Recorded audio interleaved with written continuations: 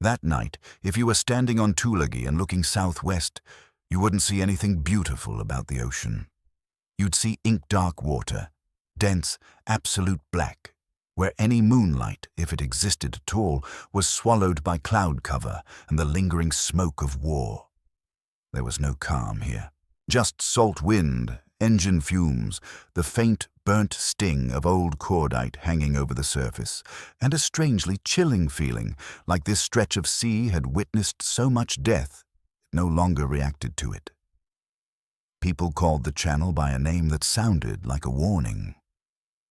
Ironbottom Sound. The Iron Bottom, because beneath those waves lay a vast graveyard of ships, metal, and hopes dragged under. At 10:47 p.m. on December 11th, 1942, Lieutenant Lester Gamble throttled PT-37 through the black water off Guadalcanal and watched 11 Japanese destroyers move south through Ironbottom Sound. He was 28 years old, 5 months in the Solomons. 0 destroyers sunk, and the ship out front wasn't just another silhouette in the dark. It was Teruzuki, an Akizuki-class destroyer about 440 feet long, carrying 8 rapid-fire dual-purpose guns and one of the newest fire control systems in the Japanese fleet. Rear Admiral Reizo Tanaka's Flagship, a ship built to own the night. Gamble's boat was 77 feet of plywood and mahogany, 40 tons fully loaded, 3 Packard engines that screamed like banshees when you pushed them past 30 knots, 4 Mark 8 torpedoes, 2 twin 50 caliber machine guns, wood versus steel, a destroyer 6 times longer, with armor plating and a crew in the hundreds against 11 men in a wooden boat with aviation gasoline sloshing under their feet like a curse waiting to ignite. The math was simple. So was the reputation. PT boats died fast in the Solomons. Motor torpedo. Boat Squadron 3 had already lost boats in the last 2 months. Men killed. Men wounded. Boats burned down to the waterline. The Japanese called PT boats mosquitoes. Annoying, easy to swat. American sailors had a different word for going against destroyers in wooden boats. Suicide. But the Tokyo Express was running again. Night after night, Japanese destroyers charged down from the north to feed their troops on Guadalcanal. Rice, ammunition, medical supplies, anything that kept starving soldiers alive in a jungle that reeked of rot, fever, and death. They couldn't send slow transports. American aircraft owned the day. So the Japanese used speed. They used darkness. They used destroyers like armored delivery trucks, running in hard, dropping supplies, and disappearing before dawn turned the sea into an execution ground. And the man who ran those night operations, who made the Tokyo Express feel inevitable, was Rear Admiral Reizo Tanaka. The Japanese called him a master of night operations. American forces called him Tenacious Tanaka. For months, he slipped past patrols, slipped past air power, kept Japanese troops alive on an island that, by pure logic, should have fallen earlier. 6 months of supply runs. 6 months of forcing the war to stay alive by sheer stubbornness and steel. Tonight was his 4th drum run in December. 11 destroyers carrying watertight drums filled with rice and ammo. They dropped the drums offshore, let the current carry them toward Japanese troops starving in the jungle, then withdraw. Before dawn, brought American dive bombers screaming down. Teruzuki led the formation. Tanaka chose her as his flagship for a reason. 3 weeks earlier, she'd fought in the brutal naval battles around Guadalcanal and come out without a scratch, helping cripple American ships, launching torpedoes, surviving steel-on-steel combat that turned the sea into a graveyard. Her Type 98 dual-purpose guns could elevate to any angle, fire at aircraft, fire at surface targets, reload at any elevation. Most destroyers needed time to switch roles. Teruzuki could do it instantly, a destroyer designed to react fast. And out here, reaction time was life and death. Behind PT-37, 2 more PT boats carved pale wakes through the darkness. PT-40 under Lieutenant Stilly Taylor, PT-48 under Lieutenant Bill Kreiner. 3 wooden boats, 12 torpedoes total, against a formation that had already proven it could destroy American warships built of steel. Gamble checked his crew, 11 men. The youngest was 19. The oldest was 32. Motor machinists' mates who kept Packard engines running in tropical heat that turned engine rooms into ovens. Torpedo men who maintained weapons that loved to malfunction when you needed them most. Gunners who manned .50s that jammed from salt spray and vibration. All volunteers, all knowing that wooden boats burned fast when hit by destroyer shells. The Japanese formation moved at about 12 knots. Slow, vulnerable. But destroyers at slow speed were still lethal. Still faster than PT boats making evasive turns. Still carrying guns that could snap a PT boat in half like kindling. And Teruzuki's fire control could track targets in darkness using sound ranging and muzzle flash detection. It didn't need to see you the way a man sees. It only needed a hint, a spark, a wake, a mistake. Intelligence had reported the convoy hours earlier. Marine dive bombers attacked at dusk. Bombs fell. Water erupted.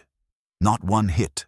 Tanaka kept formation, kept moving, dropped his drums off Cape Esperance right on schedule. Now he was withdrawing, 3 miles off Savo Island, heading north to safety, home before dawn. Gamble watched Teruzuki through binoculars. Range about 2,300 yards.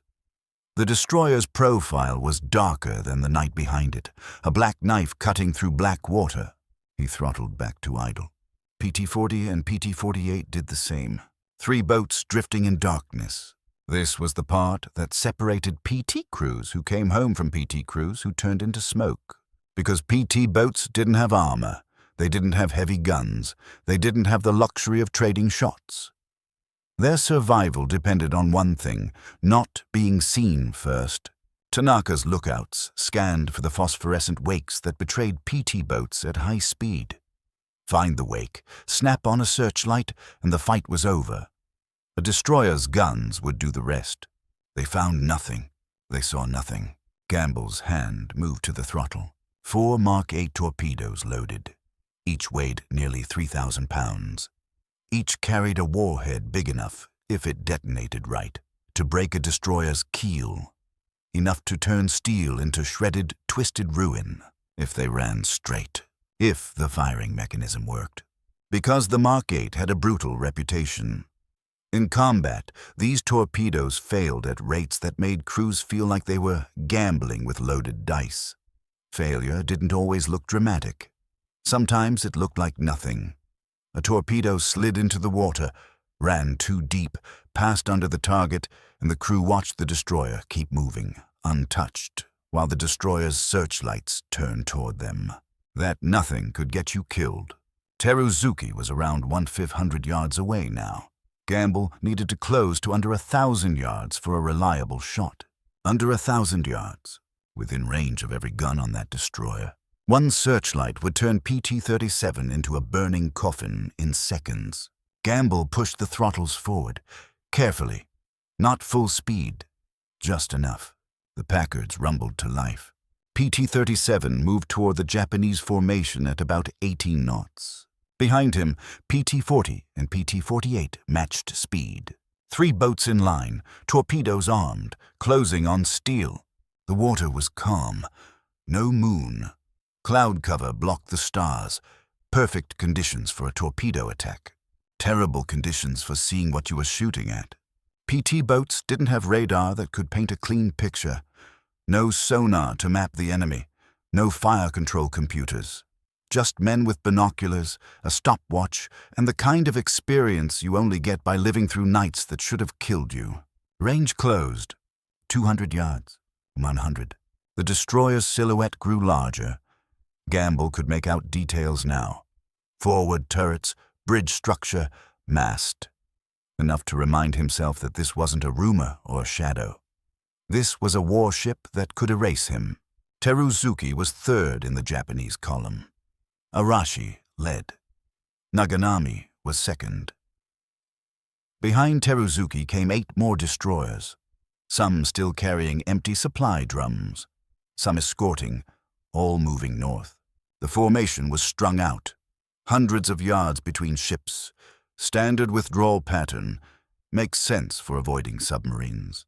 Terrible for mutual fire support. If one ship got hit, the others would need time to respond. Minutes, not seconds. Minutes PT boats could use to escape. If they survived the first 5 seconds after detection, Gamble checked his angles. Here was the cruel reality of PT boat warfare. The torpedo tubes were fixed, angled outward from the boat's center line. You didn't aim a torpedo like a gun. You aimed the entire boat. Point the bow at where the target would be in about a minute. Fire, and then run like hell. The Mark 8 torpedo ran around 36 knots. Decent speed. The problem was depth control. It was supposed to run at a set depth below the surface, but in reality it could run shallow or deep, depending on temperature, maintenance, and whether the gyros were behaving that night. Too shallow and it broached, leaving a glowing wake that screamed incoming to every lookout. Too deep and it passed harmlessly under a destroyer without ever touching steel. Gamble made his decision. He turned PT-37 30 degrees to port, lined up his attack angle. His thumb found the firing control for tubes 1 and 2. Compressed air system charged. Ready. He watched Teruzuki cross his bow angle. Watched the destroyer align with where his torpedoes would be in 60-something seconds if everything went right. He pressed. Twin blasts of compressed air. 2 dull thumps as 3,000-pound torpedoes hit the water. PT-37 lurched slightly as thousands of pounds left the boat in 2 seconds. The torpedoes vanished into darkness. No phosphorescent wake. Good depth control. Maybe. Gamble didn't wait to see. He fired tubes 3 and 4. 2 more blasts. 2 more torpedoes in the water. Then he spun the wheel hard to starboard and shoved the throttles forward to maximum. The Packard screamed. PT-37 surged past 40 knots, lifted onto plane, skimming the surface like a blade. Behind him, PT-40 and PT-48 fired too. 12 weapons in the water now, closing on targets in the Japanese column. And for a few seconds, the kind of seconds that stretch into eternity when you're waiting to die, the Japanese did not react. No searchlights, no gun flashes, no alarm. Tanaka's lookouts missed the attack. The torpedoes were running silent and invisible. Gamble counted in his head. 60 seconds to impact. 40 seconds. 30. 20. PT-37 was at full speed now, heading east toward Guadalcanal, putting distance between his boat and whatever was about to happen. His crew was silent, watching, waiting. 10 seconds. 5 seconds. Impact. Nothing. For one sick heartbeat, it felt like failure. Like another night where the weapons didn't work and the enemy stayed whole. 2 seconds later, the night exploded. A massive detonation lit up the sea behind Teruzuki's main structure. A column of water shot high into the air. The blast was so bright Gamble could see outlines on the destroyer's deck. Men moving, metal flashing, the ship's stern lifting and twisting like something alive trying to tear itself free. The entire aft section erupted in orange flame as ruptured fuel tanks ignited. Teruzuki's forward guns opened fire. Furious, blind, not at the PT boats they couldn't see, but at empty ocean. The fire control system had been knocked offline by the blast. The guns fired where their broken brain told them enemies might be. Searchlights snapped on and swept the water in frantic patterns. One beam passed close enough that Gamble felt his heart stop. The beam kept moving. Missed. A second destroyer opened fire. Then a third. Star shells burst overhead. Parachute flares turning night into ugly daylight. The kind of light that doesn't save you. The kind of light that exposes you. Gamble pushed the throttles past their stops. The Packards redlined. The boat shook so hard his teeth rattled. Behind them, Teruzuki was burning from stern toward midships, smoke climbing into the dark like a signal flare from hell. And on Teruzuki's bridge, the blast did something else. At around 10:59 p.m., Tanaka was there when the torpedo hit. The explosion threw him across the compartment. His head struck metal. He went down unconscious, blood from a gash on his forehead. His staff officers scrambled in darkness lit only by flames from aft. The torpedo had struck portside aft, below the main structures, right where propulsion and steering converged. It shattered the aft engine room, smashed a propeller shaft, destroyed the rudder, ruptured fuel lines feeding boilers. Oil ignited instantly, spread across the water around the stern, turned the ocean into a lake of fire. Teruzuki was dead in the water. No propulsion, no steering. Just a 440-foot target burning in the middle of Ironbottom Sound. Damage control teams rushed aft with hoses. The chief engineer tried to assess flooding.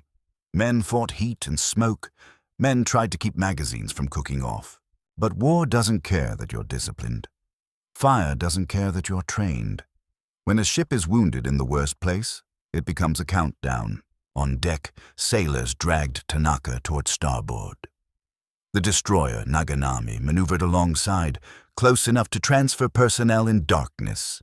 Dangerous, precise, nerves stretched thin because one collision could turn two ships into a disaster. But Tanaka was the admiral, the commander of Destroyer Squadron 2, the mind behind months of successful runs. He could not be allowed to die on a burning flagship. Around 11:03, the transfer began. Sailors lifted Tanaka's unconscious body across the gap between ships. Naganami's crew pulled him aboard. Dozens of other personnel followed. Staff officers, communications specialists, men needed to keep a destroyer squadron functioning. Within minutes, Tanaka was on Naganami's bridge, still unconscious. A surgeon checked pupils and pulse, looking for signs that the blast had done more than cut skin. Behind them, Teruzuki continued to burn. Ammunition began cooking off in small pops. Random, ugly, the sound of a ship slowly turning into a bomb. The aft turrets were silent, too close to the flames, too hot to man. Forward turrets still worked but had nothing to shoot at. The PT boats had vanished. Gamble was miles east by then. PT-37's engines still screamed at maximum power. The boat left a phosphorescent wake visible for a long distance. But Japanese searchlights were focused on the burning flagship, not on empty ocean to the east. PT-40 and PT-48 stayed behind Gamble, both boats intact, all torpedoes expended, all crews accounted for. They had gotten lucky, incredibly lucky, because destroyers killed PT boats with single salvos. Tonight, 3 wooden boats launched 12 torpedoes at 11 destroyers and escaped the first engagement without a scratch. But escape wasn't victory. Teruzuki was burning, not sinking. The forward sections were still intact. The hull forward could still float. If the crew controlled the fires, if flooding was contained, the ship might survive, might be towed, might return to service. Burning a destroyer was good. Sinking a destroyer was better. And that's when the second wave arrived. 4 miles north, 2 more PT boats were racing south. PT-44 under Lieutenant Frank Freeland, PT-110 under Lieutenant Charlie Tilden. They'd been patrolling the northern approaches when they heard the explosion and saw the flames. Now they ran toward the sound of battle with 8 fresh torpedoes. Freeland heard the radio chatter. He knew the Japanese formation was disrupted. Knew at least one destroyer was crippled. This was the moment PT doctrine lived for, even if it wasn't written in clean ink in some official manual. First attack creates chaos. Second attack exploits it. Hit them while they're trying to save their wounded ship. Hit them while their attention is divided. Hit them before they reorganize. Around 11:17 p.m., Freeland spotted the Japanese formation. 7 destroyers circled Teruzuki. Ships maneuvered to help. Others moved slowly, possibly hunting survivors and gathering order. One destroyer was stopped dead in the water, Teruzuki, burning like a beacon. Orange flames climbed high, smoke visible for miles. Every sailor in that formation watched their flagship burn. Nobody was watching for a second PT boat attack from the north. Freeland armed torpedoes and pushed throttles forward. This was going to be easier than the first attack, or a lot more dangerous, because somewhere in that formation, a very angry admiral was going to wake up, and every destroyer captain was about to start seeing shadows differently. PT-44 and PT-110 ran parallel at about 25 knots, range 2,000 yards. The burning Teruzuki lit the whole scene. Freeland could see individual destroyers, could count turrets, could watch Japanese sailors running with hoses and damage control gear. The fire was concentrated aft.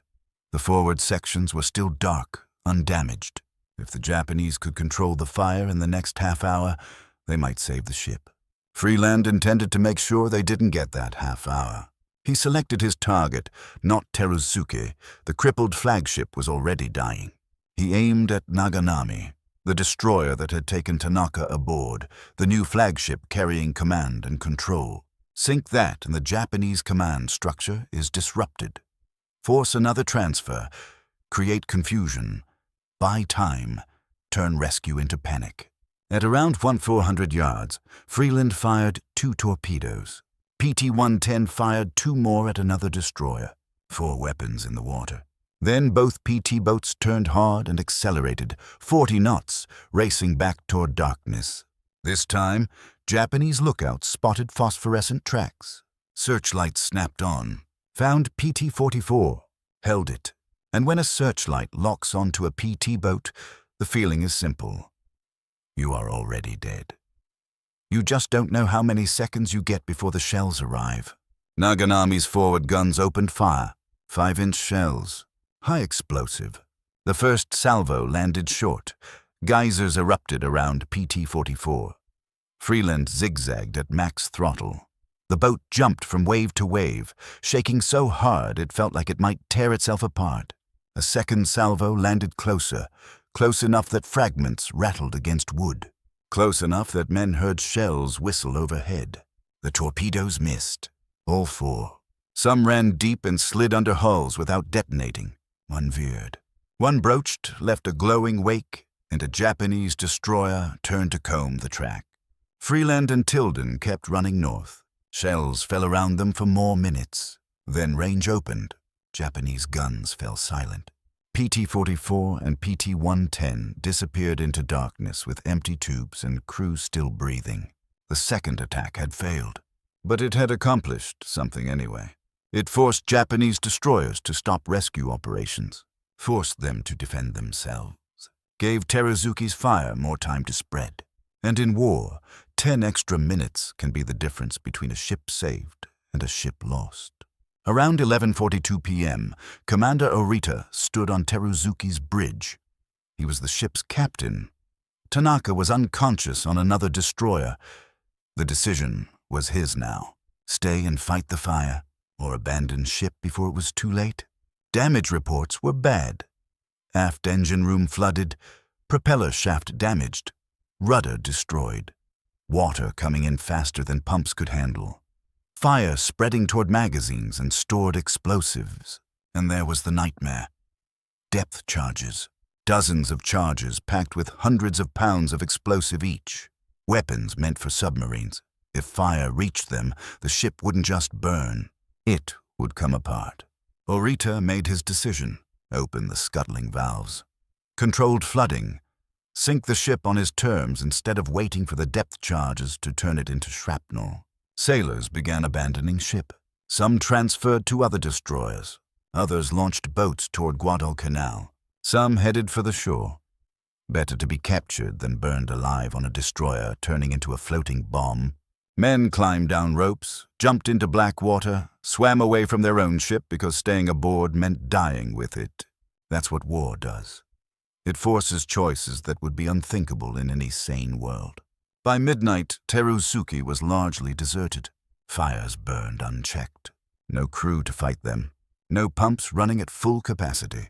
Flames crawled forward through empty compartments, smoke pouring into the night. Tanaka regained consciousness on Naganami's bridge sometime after midnight. The surgeon briefed him. Concussion, head wound, needs evacuation. Tanaka ignored the medical advice and asked one question. Teruzuki? The surgeon pointed. Tanaka looked out and saw his flagship, a floating inferno, bow rising, stern settling, flames climbing into the sky, the symbol of his night war dying in front of him. And as the hours crawled toward dawn, the danger grew, because the fire was still moving, and those depth charges were still aboard. In many accounts from the battle area, the end came before dawn. Fire reached the stored charges, and the stern detonated in a catastrophic blast that ripped the ship apart. An explosion bright enough to be seen from far away, a shock wave that hit nearby ships hard enough to knock men off their feet. In that moment, the aft third of Teruzuki ceased to exist. Steel fragments flew. The bow section lingered, then rolled and slid beneath the surface. 440 feet of destroyer. Gone. Tanaka watched from another ship. His flagship, the destroyer he chose because it was the best in the fleet, destroyed by weapons launched from a boat made of wood. Destroyed by Americans who should never have gotten inside torpedo range. Who shouldn't have hit with torpedoes that were notorious for failing. Who shouldn't have escaped afterward. But they did. And when Tokyo heard, the meaning was bigger than one ship. Because this wasn't losing a destroyer to a battleship. This was losing a flagship to PT boats, wooden mosquitoes. That kind of humiliation, symbolic and practical, was unacceptable. Tanaka's career at sea was effectively over. Reassigned away from the destroyer war. The Tokyo Express would continue, but without the man who ran it with relentless aggression. For the Americans, the victory was enormous. PT boats had been operating in the Solomons for months. They'd attacked destroyers dozens of times, scored some hits, damaged ships, but sinking a major warship? Proving that wooden boats with torpedoes could kill steel? That changed the calculation overnight. News reached higher command fast. Congratulatory messages came down the chain. Commanders who'd been debating whether PT boats were worth the resources, whether the losses were justifiable, now had an answer written in flame. Teruzuki answered those questions. PT boats stayed in the Solomons, got more support, more boats, more crews, more aggressive patrols. But the real victory was strategic. The Tokyo Express would keep running for a while. Japanese destroyers would keep delivering drums. Japanese troops would keep starving in the jungle. But after Teruzuki, the runs became more cautious. More lookouts. More speed. More fuel burned. More nervous trigger fingers firing at shadows. All of it made the supply system less efficient, more expensive, more fragile. And on an island where every pound of rice mattered, fragility meant collapse. By early 1943, Japanese forces evacuated Guadalcanal, Operation K, labeled a strategic withdrawal, but understood by everyone who'd bled there for months as a defeat. Multiple factors caused that defeat. Air power, surface battles, Marines fighting in the jungle, brutal attrition, and PT boats. Small wooden boats that proved the night wasn't safe just because the enemy had bigger ships. Gamble returned to Tulagi in the early morning hours with fuel nearly empty, engines demanding maintenance, and a crew that needed sleep so badly their bodies felt hollow. But first, they had to report what they'd seen. One destroyer burning, possibly sunk. Secondary explosions observed. Enemy formation disrupted. Mission successful. Intelligence would later confirm the loss through intercepts and reports. And then came the part of the story that gets lost if you only focus on the explosion. The real lesson wasn't mystical courage. It was method. Drift in darkness. Close inside 1,000 yards.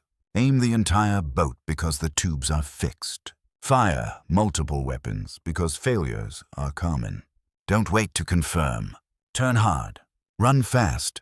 Use the minutes it takes a destroyer formation to understand what just happened. That tactic spread the way real combat lessons spread. Crew to crew, boat to boat, not always through official manuals first. And it saved lives because it gave PT crews a fighting chance against steel that could otherwise erase them with one salvo. Now, if you want to see how the rest of this night changed the PT war in the Solomons, do me a favor and hit that like button. It helps this story reach more people who actually care about forgotten World War II history. Subscribe if you haven't already. Back to Gamble. Because war loves irony.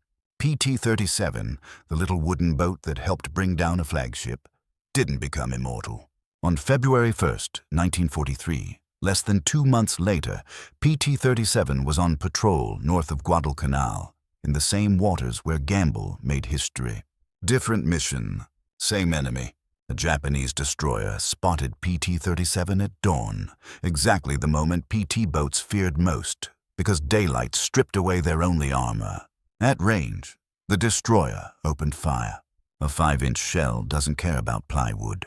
It punches through, detonates inside, turns compartments into splinters and shrapnel. PT-37 exploded and sank in minutes. Gamble and his crew survived, picked up by another PT boat, but the vessel that killed the largest warship ever sunk by a PT boat was gone, destroyed by the same kind of ship it hunted. That's the exchange rate in this kind of war. Wood can kill steel. Steel kills wood easier. One PT boat traded for one destroyer was considered a victory. Most nights, PT attacks ended with no sinkings and boats lost anyway.